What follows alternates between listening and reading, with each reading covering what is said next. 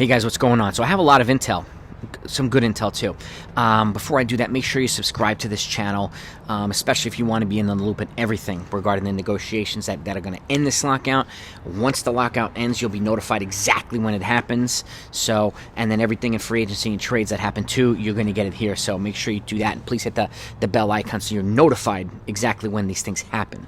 So with that, the MLB owners and the union are meeting today.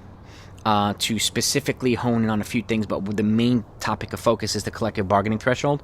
So, which is one of the things that the players' union finds really, really important. Now, 14-team playoff is something that the owners really, really wanted. It's also known to bring into upwards of $100 million in additional revenue to the game. So, I can see why they want it. Now, there are obviously different views on, too many teams in the playoffs and blah, blah, blah. I totally get it. But this is a good, a trade-off point, I think, for the union as well, because they've asked for more flexibility in the collective bargaining thresholds, which, went from 210 to 220 for the most recent proposal by the owners, which was flat out rejected by the union. But with that said, there were 4 teams that actually voted no to the $220 million initial threshold level. The Angels, the Diamondbacks, the Reds, and the Tigers. Now, I'm surprised at the Tigers and the Angels because they are not small market teams, okay? They're not. And, new stadiums, very, very bringing a lot of revenue in the network. They also have uber billionaire owners, Artie Moreno and the Illich family, so...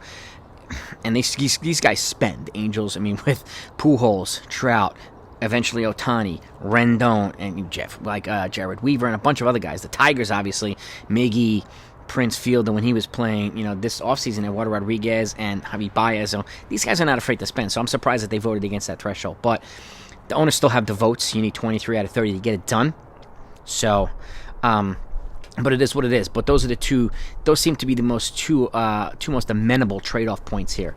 If they can come to a compromise on both sides, and I know the union initially wanted $245 million at that bottom threshold level, but then they came down to about 238 or so. If they can get to the mid 230s, I think they might be close to closing this thing out and getting a deal, which would be nice. But we'll see what happens. But they are meeting today to focus on that mainly, and then a couple other things. But what I want to really get into is the international draft. This is something that was proposed by the league, and I have a bunch of details on it for you, and I want to share it with you so that you know exactly what it's about. So it would be a 20-round draft, obviously 30 picks per round, okay, for 600 total picks. And certain prices, it's essentially a prefixed thing. There's certain prices associated with each pick, and that's kind of ahead of time. The number one pick would get about $5.25 million bonus for the top pick, which is higher than what almost all teams pay for their number one international pick anyway. It's over $1 million more than the Yankees paid for Roderick Arias at number one this past year, but it's also a little bit less than the top 7 picks in the amateur college draft. So it's kind of sandwiched in between the two. But here's some more details. And that hard slot, what it does, and they've kind of acknowledged it, is it kind of puts limitations on the player's earning potential. So one of the things that the Major League Baseball Players Association is trying to do is to kind of get linked with unionization here.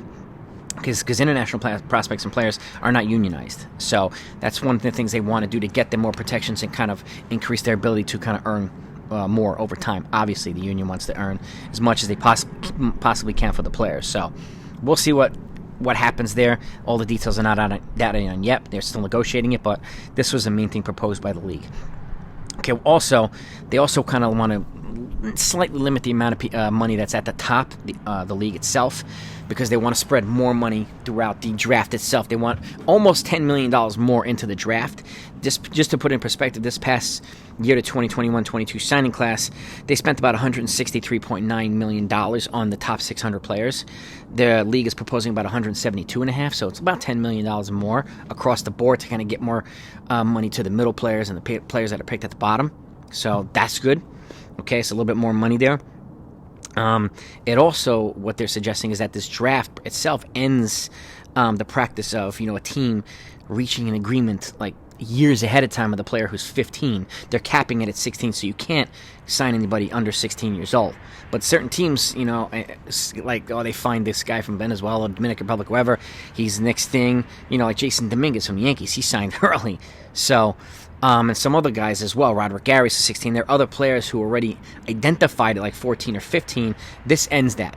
So, or limits it, I should say. And, you know, so, which is not a bad thing. Which is not a bad thing. I mean, it kind of makes it more equitable across the board. I actually wish the college draft would implement some of these things, but they don't. This is a nice feature as well, and it also brings a lot more talent to the game. The fact is, if you have some international players who are better than the collegiate players in amateur draft, so be it. So be it. And the other cool thing about it is, once those 20 rounds are up, all 600 players are signed, or drafted, I should say, and they have a 3-week limit and time period to get them signed. So there's a deadline for them to be signed. But after the 600, any international players that haven't been drafted can still be signed. So they're just unsigned, undrafted free agents that have been signed. So I'm looking down on my book because I don't want to miss all the details here. I have my baseball book here. So what else? The teams. Here's another thing. So every pick has to be made by each team. So they have to make all 20 picks. They can't pass on any rounds. But what they can do is they can trade picks. Okay, now I don't know if they can trade multiple picks for a higher pick or whatnot, but if they don't trade any picks away, they have to make all selections. Okay, and there's also rotating draft picks, meaning, the teams that draft at the bottom 1 year, and this is over a 5-year collective bargaining agreement. Okay, so let's just say picks 1 through 6, 7 through 12, 13 through 18, 19 through 24, and 25 through 30. Blocks of 6, because that's what they're breaking it into. 5 groups of 6 players. That's what the plan is. So let's just say, let's say the Yankees, the Red Sox, the Astros in the American League, the Dodgers, the Mets, and the Braves in the National League. 3-3, right? Let's just use those as an example. Those picks, and just like the amateur college draft, they would draft at the bottom of the amateur college draft every year because of their best teams. And this doesn't use their previous year's performance. So they might draft at the bottom 1 year, and they'll draft at the top the following year, and then work their way down. They'll get every block of 6 picks, as would every other team as well, to try to make it as more equitable for everybody, to give everybody an opportunity to get some of the high picks and middle and lower and so on and so forth. So I actually wish they would do that in the amateur college draft, because teams like the Yankees are always picking at the bottom of every round because of their performance from the following year. So that would kind of make it nice. It'd be nice to be Yankees to be able to draft guys like Adley Rutschman and some of these other dudes, but it never happens really for them. So, but again, the goal is to give all the teams equal access to all the different draft picks. So that's kind of what I took from the details that were put forth by MLB, and it's on MLBTradeRumors.com. You can check it out as well. There's an article on it, and a lot of people are putting stuff out about it now as well. But I wanted to get you that intel. You guys let me know what you think, and let me know what you think about the 4 teams that voted no to the $220 million threshold, and what the threshold level you think should be, because it should go up. And I don't think teams at the very because the fact is, there's only a certain amount of teams, maybe a handful, that are going to be affected by the threshold because they spend that much. So which is why I don't give any credence to Max Scherzer coming after the Yankees saying they don't spend enough. They are pretty much over the threshold or near it every single year. So he can shut up, in my opinion. But he's also the highest paid by salary, player in baseball. So, but that's just my opinion. But I don't like when teams like the Yankees and the Dodgers and other teams have to give a chunk of their profits and revenue sharing to small market teams like the Diamondbacks, the Pirates, and teams like that who don't spend it on payroll and players. That should be mandatory, in my opinion, but it's not. So those are one of the other problems I think that needs to be addressed in baseball. But you guys let me know what you think. Let's get into this.